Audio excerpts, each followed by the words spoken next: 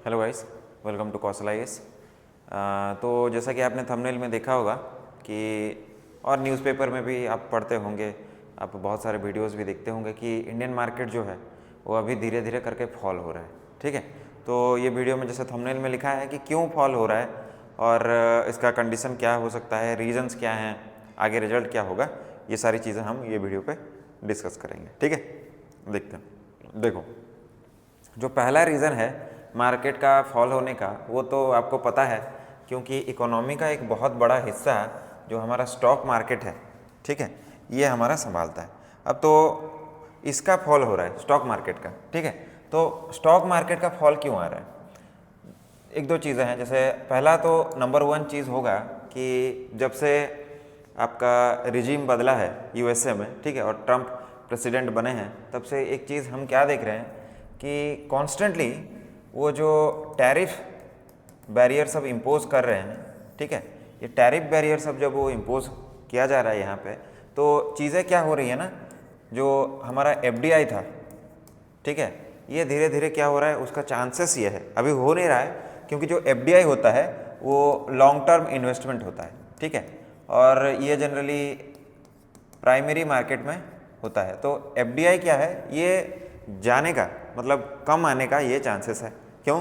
क्योंकि जैसे heavy industries जैसे हैं, फॉर एग्जांपल 25% जो टैरिफ है वो उन्होंने स्टील एंड एल्यूमिनियम पे लगा दिया है। ठीक है, तो इसके वजह से क्या हुआ, जो स्टॉक मार्केट में बड़ी बड़ी कंपनीज थी इसके चक्कर में, ठीक है, फॉर एग्जांपल जैसे टाटा हो गया, ठीक है, JSW हो गया, ठीक है, तो ये सब क्या हो रहा है, इनका जो शेयर प्राइस है ये बहुत तेज़ी से क्या हो रहा है, नीचे गिर रहा है। ठीक है, तो एफडीआई जा रहा है। सेकंड, जो हॉट मनी होता है, ठीक है, हॉट मनी जिसे हम बोलते हैं, जो कि है आपका एफपीआई, एंड सबसे ज़्यादा हॉट मनी होता है आपका एफआईआई, जिसको हम बोलते हैं फॉरेन इंस्टीट्यूशनल इन्वेस्टमेंट। ठीक है, इंस्टीट्यूशनल इन्वेस्टमेंट। तो ये क्या हो रहा है, ये बहुत तेज़ी से रैपिडली इंडिया के जो स्टॉक मार्केट है यहाँ से ये गायब हो रहा है। और एफपीआई जिसको हम बोलते हैं आपका, ये शॉर्ट टर्म होता है, ठीक है, शॉर्ट टर्म मनी होता है। और एफपीआई जनरली क्या होता है, मैं छोटा सा डिफरेंस समझा देता हूँ। What is the difference between FDI, FPI and FII? FDI का मतलब होता है कि वो एक लॉन्ग टर्म इन्वेस्टमेंट है और आप क्या कर रहे हैं, एक कोई कंपनी में या फिर आप जॉब जनरेट करने के लिए प्राइमरी एसेट पे आप इसको पैसा लगा रहे हैं। ठीक है, माना जाता है कि अगर आपने 10% से ज़्यादा इन्वेस्ट किया तो उसको एफडीआई बोला जाएगा। और मान लो मैंने किसी कंपनी पे, मतलब फॉरेन डायरेक्ट इन्वेस्टमेंट इसका होता है, तो मान लेते हैं यूएसए से किसी ने इन्वेस्ट किया है, तो कोई कंपनी मान लेते हैं जैसे रिलायंस पे उन्होंने एफडीआई लगा दिया। ठीक है, तो अब क्या होगा, जो भी एसेट वो ओन कर रहे हैं ना, उसमें उनका डायरेक्ट कंट्रोल रहेगा, है ना। तो एफडीआई में ये आप समझिएगा, जब भी बोला जाएगा, इसमें क्या होता है, डायरेक्ट ओनरशिप होता है। ठीक है, डायरेक्ट ओनरशिप होता है, यानी यहाँ इनका एसेट में डे टू डे जो भी चीज़ होगा उसमें जो एफडीआई होल्डर है, जिसने इन्वेस्ट किया हुआ है, उसका रोल रहेगा। उसका अपोजिट होता है किसमें, एफपीआई में। ठीक है, इसको माना जाता है कि ये पैसिव ओनरशिप है। ठीक है, पैसिव ओनरशिप का मतलब है वो एसेट में तो इन्वेस्ट कर देता है, बट क्या होता है, ये मतलब वो डे टू डे कंट्रोल नहीं करता। जैसे एफडीआई में हो रहा था, डे टू डे एक्टिविटीज़ में वो पार्टिसिपेट करता था, डिसीजन मेकिंग में उसका रोल रहता था, ऐसा एफपीआई में नहीं हो सकता है। ठीक है, और ये शॉर्ट टर्म भी होता है और सेकेंडरी मार्केट में ये जनरली इन्वेस्ट करते हैं। एफडीआई के मुकाबले एफपीआई का लिक्विडिटी ज़्यादा होता है। ठीक है, और लिक्विडिटी जिसका ज़्यादा होगा, इसका मतलब क्या है, आप इजीली वहाँ से पैसा को डाल भी सकते हैं और यहाँ से बाहर भी निकाल सकते हैं। तो इनको हॉट मनी इसी वजह से बोला जाता है। लास्ट है आपका एफआईआई। तो एफआईआई में क्या है, फॉरेन इंस्टीट्यूशनल इन्वेस्टमेंट। यहाँ पे क्या होता है, कोई फॉरेन कंपनी जो है वो अपना जो हेडक्वार्टर है और अपना जो मदर कंट्री है, उसके अलावा अगर कहीं फॉरेन कंट्री के इंस्टीट्यूशन में वो इन्वेस्ट करते, जैसे म्यूचुअल फंड हो गया आपका, ठीक है, उसको हम बोलते हैं एफआईआई। ओके, ये भी हॉट मनी के कैटेगरी में आता है। रिसेंटली क्या देखा गया है, एफपीआई और एफआईआई बहुत तेज़ी से लिक्विडेट किया जा रहा है उनको, मार्केट में उनका लिक्विडिटी बहुत तेज़ी से बढ़ रहा है, मतलब लोग इसको सेल कर दे रहे हैं। ठीक है, तो ऑब्वियस सी बात है, तो क्या होगा, स्टॉक मार्केट हमारा फॉल हो जाएगा। और सेकेंड चीज़ ये है, ये जो अभी आप इधर देख रहे हैं कि ये जो टैरिफ बैरियर उन्होंने लगाया है, तो शेयर प्राइस भी नीचे जा रहा है। जब ऐसा चीज़ होता है तो मार्केट जब नीचे जाता है तो दूसरा कंडीशन बनता है। क्या है वो दूसरा कंडीशन? कि जितने भी जो इन्वेस्टर होते हैं ना, वो एक डिफेंसिव पोजीशन पे आ जाते हैं। ठीक है, डिफेंसिव मतलब क्या? वो इन्वेस्ट करने से डरते हैं, इन्वेस्टमेंट वो करना बहुत ही कम कर देते हैं, और उनका मूवमेंट होता है, उनका मूवमेंट किस तरफ होता है? आइदर होगा गोल्ड और सिल्वर के तरफ, ठीक है, या फिर उनका मूवमेंट होता है बॉन्ड्स के तरफ।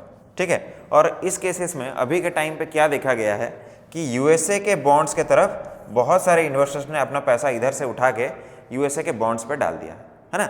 और आपको पता है बॉन्ड्स का और शेयर प्राइस का, ठीक है, इनका क्या है? इन्वर्स रिलेशन होता है।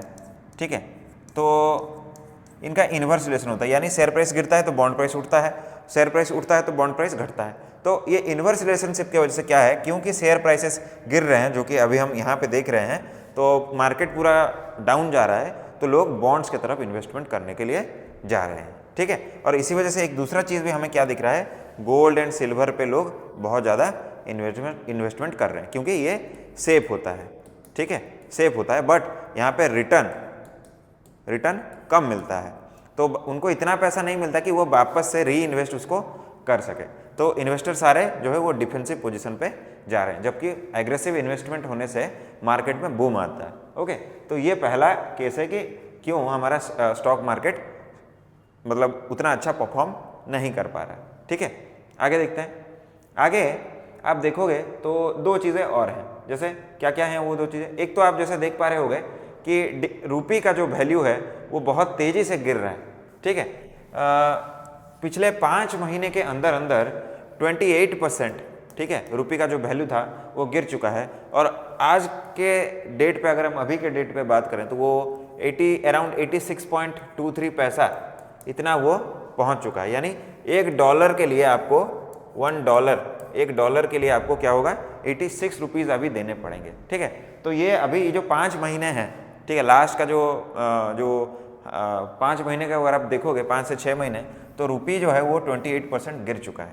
ठीक है, और जब रुपये गिरता है तो जैसे हम पहले देख रहे थे, क्यों हमारी FPI और FII वो सब भाग रहे हैं इंडिया से, इस वजह से क्योंकि वो जो एसेट ओन कर रहे हैं ना, तो वो एसेट का जो वैल्यू है वो फॉरेन मार्केट में उसका क्या होता है, वो गिरता रहता है। ठीक है, क्योंकि आपको $1 के लिए अभी 80 रुपीज़ देने पड़ेंगे, और इस रेट पे चलता रहा तो नेक्स्ट क्वार्टर में प्रोबेबली ये 86 जो है वो 90 पहुंच जाएगा।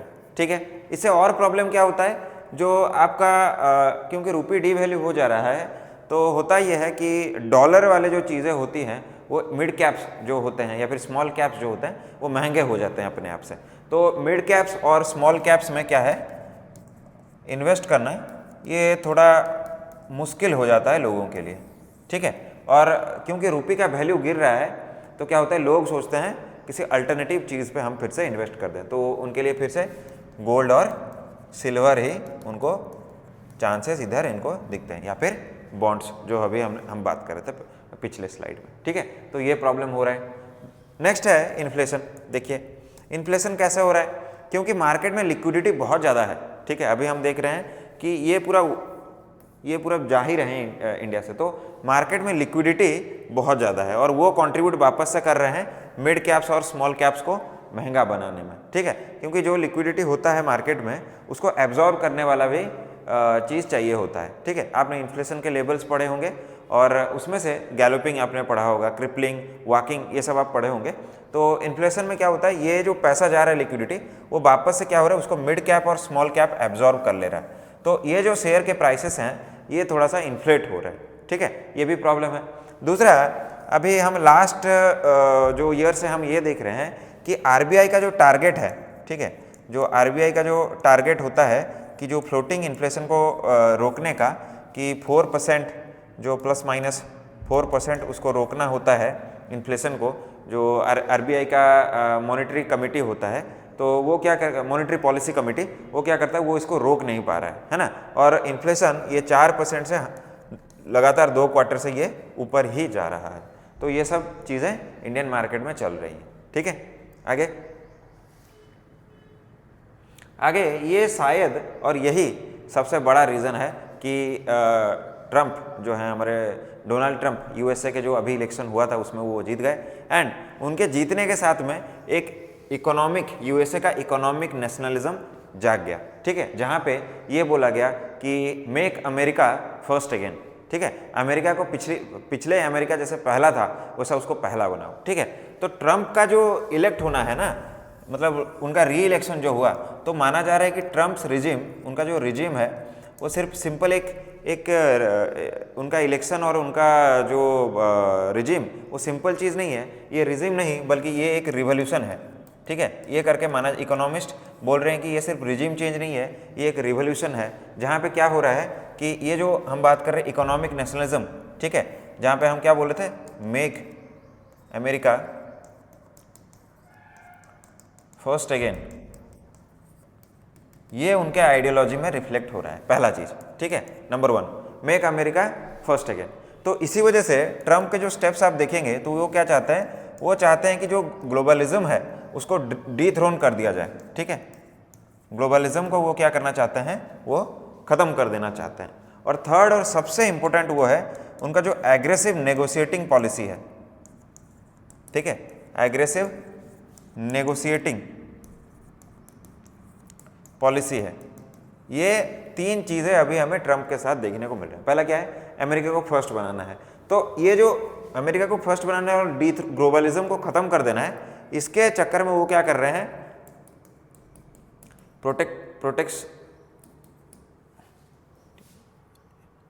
प्रोटेक्शनिस्ट मेजर्स, ओके, ये अपना रहे हैं। और एग्रेसिव नेगोशिएटिंग पॉलिसी में वो क्या कर रहे हैं, इनके चलते वो क्या बोल रहे हैं, टैरिफ इंपोज कर दे रहे हैं, है ना। और ये टैरिफ इंपोज करने की वजह से वो क्या कर रहे हैं, जैसे उन्होंने इंपोज कर दिया है मैक्सिको पे, ठीक है, मैक्सिको पे, कनाडा पे, है ना, और उनका सबसे प्राइमरी एनिमी कौन है, चाइना पे, ठीक है। तो आप बोलोगे चाइना का तो समझ आता है, बट मैक्सिको और कनाडा पे क्यों पुश किया, तो वो चाहते हैं, वो क्या रीज़न दिए जब वो मैक्सिको और कनाडा को वो किए, तो आप जब कोविड-19 जब आया ना, प्रॉब्लम क्या हुआ, जैसे ही कोविड-19 आया तो सप्लाई चेन डिसरप्ट हो गया, ये समझिए आप, ठीक है, कोविड-19 की वजह से सप्लाई चेन डिसरप्शन हो गया। जब डिसरप्शन हुआ तो यूएसए क्या हुआ, हेवीली डिपेंडेंट हो गया किस पे, चाइना पे हेवीली वो डिपेंडेंट हो गया। और क्या हुआ, इसी के दौरान जब सप्लाई चेन डिसरप्शन हुआ तो यूएसए ने एक डी अर्बनाइजेशन का जो फेज है यहाँ वो उसने एक्सपीरियंस किया। फॉर एग्जांपल जैसे डेट्रॉइट करके जो टाउन है, ठीक है, डेट्रॉइट जिसको माना जाता है कि ये automobile capital of the world है, मतलब यहाँ पे सारे ऑटोमोबाइल्स बनते हैं। उन्होंने क्या किया, अपना जो मैन्युफैक्चरिंग यूनिट था, ठीक है, उनका जो मैन्युफैक्चरिंग यूनिट है उसको, वो सबको उन्होंने वो कहाँ ले गए, वो मैक्सिको ले गए, ठीक है, ये समझ आ रहा है आपको, मैक्सिको ले गए। तो इससे क्या हुआ, इंडस्ट्री यूएसए से ख़त्म हुआ और मैक्सिको तरफ उनका माइग्रेशन हुआ। तो इसको उन्होंने बोला कि भाई डी अर्बनाइजेशन हो रहा है। तो पहला आपको समझ आया यूएसए का डिपेंडेंसी ऑन चाइना, सेकंड हो रहा है आपका डी अर्बनाइजेशन हो रहा है। थर्ड अगर मैं इधर लिखूं, थर्ड अगर हम देखेंगे तो वो बोल रहे हैं कि इलीगल माइग्रेशन हो रहा है, ठीक है, इलीगल माइग्रेशन हो रहा है एंड ड्रग अब्यूज़। ये लगा है किस पे, बोथ मैक्सिको और कनाडा पे, ठीक है, ये उन पे उन्होंने 10% का टैरिफ इनके ऊपर इम्पोज कर दिया है। और वो अभी बहुत ज़ोरों शोरों से क्या है, माइग्रेंट्स को, इलीगल माइग्रेंट्स को आइडेंटिफाई करना और वापस भेजना, ये पॉलिसी पे वो लगे हुए हैं। देखो अब ये क्या है, ये आइडियोलॉजी को समझो। अमेरिका को अगर वापस से पहला बनाना है तो आपको डिपेंडेंसी ख़त्म करना पड़ेगा। कैसे, देखो, क्योंकि अभी मैक्सिको से सारा ऑटोमोबाइल आ रहा है ना, तो वो मैक्सिको के ऊपर डिपेंडेंट हो गए। कनाडा से क्या आ रहा है, कनाडा से उनके पास आ रहा है जो आयरन एंड स्टील, ठीक है। और चाइना से क्या आ रहा है, चाइना घर है जितने भी सारे क्रिटिकल मिनरल्स का है, ठीक है, क्रिटिकल मिनरल्स का, टॉय का, ठीक है, इसके बारे में तो कोई डाउट नहीं होगा आपको, टॉय का। और क्या है, जो इलेक्ट्रिकल चीज़ें होती हैं इन सब का होता है, फर्टिलाइजर वो इधर जाता है और मशीन्स कुछ इधर आते हैं, और कॉस्मेटिक्स का और कुछ कपड़ों का जो ब्रांड होता है वो सारे पे वो चाइना पे डिपेंडेंट है। तो अगर आप कब फर्स्ट हो सकते हो, जब लोग आप पे डिपेंडेंट हो, ना कि आप किसी पे डिपेंडेंट हो। तो ये जो 3 countries Mexico, Canada and China है, इन दोनों से वो डिपेंडेंसी हटाना चाहते हैं और चाइना को क्या करना चाहते हैं, वो काउंटर करना चाहते हैं। तो इसी वजह से वो ये सब पॉलिसी को अपना रहे हैं और उसका इम्पैक्ट किस पे पड़ रहा है, इंडिया पे पड़ रहा है। ठीक है, और इसके चलते क्या हो रहा है, जब आप किसी दूसरे कंट्री पे ये प्रोटेक्शनिस्ट मेजर्स लगाते हो तो क्या होता है, वो ये कंट्रीज भी रिटेलिएट करते हैं और इन रिटेलिएशन में बदला लेने का जो कोशिश होता है उसमें चाइना सबसे आगे है। जैसे ही ट्रंप ने ये अनाउंस किया कि भाई हम क्या कर रहे हैं, हम इम्पोज कर रहे हैं कि आप ये जो टैक्स स्लैब्स हैं, टैरिफ स्लैब्स हैं जो हम इम्पोज कर रहे हैं, चाइना ने भी बोला कि ठीक है मैं भी इम्पोज करना स्टार्ट करता हूँ। चाइना ने क्या किया, बहुत सारे जो क्लॉथ ब्रांड्स थे यूएसए के, ठीक है, टेक्नोलॉजी पे जो लोग काम कर रहे थे यूएसए से, ठीक है, और फैशन जो इंडस्ट्रीज थी, ठीक है, मे इट बी क्लॉथ्स और may it be cosmetics etcetera वगैरह, वो सब पे भी चाइना ने क्या किया, अपने तरफ से टैरिफ मेजर्स उन्होंने लगा दिए। तो इसको बोलते हैं आपका ट्रेड वॉर। ठीक है, ट्रेड वॉर में क्या होता है, देखिए क्या हुआ, यूएसए ने लगाया चाइना पे, चाइना ने लगा दिया यूएसए पे, तो क्या होता है कि ट्रेड को एज ए वेपन यूज करना स्टार्ट होता है ना। तो ट्रेड वॉर में क्या होता है, यूज किया जाता है ट्रेड एज ए वेपन। ठीक है, इसको बोला जाता है ट्रेड एज ए वॉर, यानी एक्स कंट्री ने अगर वाई पे टैरिफ लगाया तो वाई ने भी एक्स पे काउंटर टैरिफ मेजर्स लगा दिए, इसको बोला जाता है ट्रेड वॉर। और ये कभी भी इकोनॉमी के लिए अच्छा नहीं होता। ठीक है, इससे क्या है, इंडिया को थोड़ा बहुत फायदा हो सकता है क्योंकि अभी वो चाह रहे हैं चाइना से डिपेंडेंसी खत्म करूं, कनाडा से खत्म करूं, मैक्सिको से खत्म करूं, तो अल्टरनेट इन्वेस्टिंग कंट्री उनको चाहिए होगा, तो वो प्रोबेबली इंडिया को चूज कर सकते हैं, साउथ ईस्ट एशिया को चूज कर सकते हैं। बट इससे प्रॉब्लम क्या होगा, चाइना भी क्या करेगा, क्योंकि वो अपना प्रोडक्ट्स अभी यूएसए पे नहीं बेच पाएगा, तो वो अल्टरनेट मार्केट ढूंढेगा और उसको अगर इंडिया मिला, जो कि मिलेगा उसको, तो वो इंडिया के ऊपर डंप करना स्टार्ट करेगा, तो हमारा जो इंडिजिनस इंडस्ट्री है उसका डूबने का खतरा रहता है। तो ये एक पैराडॉक्सिकल सिचुएशन हमारे सामने प्रेजेंट कर रहा है। ठीक है, कि ट्रेड वॉर अगर छिड़ा तो इंडिया को बेनिफिट भी हो सकता है, बट चांसेस है क्या कि उसका लॉस भी बहुत होगा। और इसी पैराडॉक्स को क्या किया गया है, हम जब देखते हैं कि यूएसए में क्या हुआ था, जब ट्रंप पहली बार इलेक्ट हुए थे तो उस टाइम पे उनके जो नेशनल सिक्योरिटी एडवाइज़र थे, ठीक है, नेशनल सिक्योरिटी एडवाइज़र जो थे, ट्रंप के जो नेशनल सिक्योरिटी एडवाइज़र थे यूएसए में, ठीक है, उनका नाम है मैककार्थी। ठीक है, इन्होंने एक किताब लिखा है at war with our self करके। ठीक है, और यहाँ पे उन्होंने इंडिया को क्रिटिसाइज़ किया है, क्या बोल के, देखिए क्या करके क्रिटिसाइज़ किया है कि इंडिया जब भी काउंटर टैरिफ लगाता है तो वो अपना खुद के पैर पे वो क्या करता है, कुल्हाड़ी मार लेता है। ठीक है, तो इंडिया कभी भी काउंटर टैरिफ जो पॉलिसी है, टैरिफ पॉलिसी है, वो कभी भी अच्छे से इंप्लीमेंट नहीं कर पाता।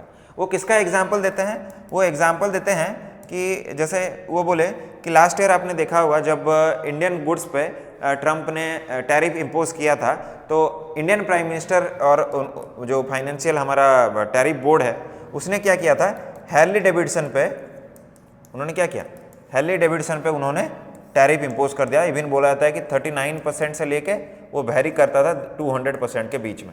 ठीक है, तो इतना टैरिफ उनके ऊपर लग गया था। इससे प्रॉब्लम क्या हुआ बोलो, इससे प्रॉब्लम ये हुआ कि ये कंपनी इंडिया में टोटली क्लोज हो गई, मतलब इसके जो ब्रांचेस इंडिया में थे वो टोटली क्लोज हो गए। और हैर्ली डेविडसन एक ऐसा कंपनी है जिसको अमेरिका अपने कल्चर के साथ जुड़ा हुआ देखती है, मतलब वो प्राउड फील करती है कि हमने हैर्ली डेविडसन करके एक बाइक बनाया करके, तो इसमें उनके कल्चरल और इकोनॉमिक रूट्स दोनों जुड़े हुए थे। तो इससे क्या हुआ, यूएसए का सेंटिमेंट हर्ट हो गया। और प्रॉब्लम क्या हुआ, इसी टाइम पे हम देखिए टैरिफ भी इम्पोज कर रहे हैं और इसी टाइम पे हम मोदी कोशिश ये भी कर रहे थे, मोदी जी, कि एफडीआई हमारे कंट्री में आ जाए। कैसे आएगा, एक तरफ हम टैरिफ इम्पोज करके कंपनी को क्लोज करवा दे रहे हैं और हम चाह रहे हैं कि हमारे कंट्री में एफडीआई भी आए इसी सेम साल के दौरान, तो नहीं हो सकता। तो इसको उन्होंने नाम दिया था द इंडियन पैराडॉक्स करके। ठीक है, कि हम अपना काउंटर टैरिफ इम्पोज करते हैं और खुद के ही पैर पे हम लोग कुल्हाड़ी मार लेते हैं करके, है ना। ठीक है, दूसरा वो आर्गूमेंट क्या देते हैं, ये तो एक आर्गूमेंट हुआ। दूसरा आर्गूमेंट वो ये देते हैं कि भाई इंडिया अभी एक रेस पे है, किस रेस पे, कि वर्ल्ड का 3rd लार्जेस्ट इकोनॉमी उसको बनना है। ठीक है, 3rd लार्जेस्ट इकोनॉमी बनना है किसको, इंडिया को।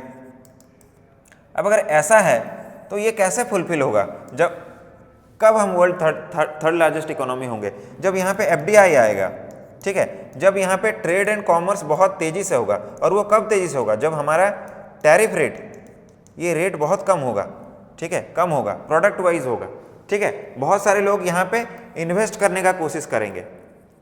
कब इन्वेस्ट करेंगे? जब हमारा रूपी, ठीक है, रूपी जो है हमारा, वो क्या होगा? जब हमारा स्ट्रेंथन होगा। जबकि हम क्या देख रहे हैं? रूपी को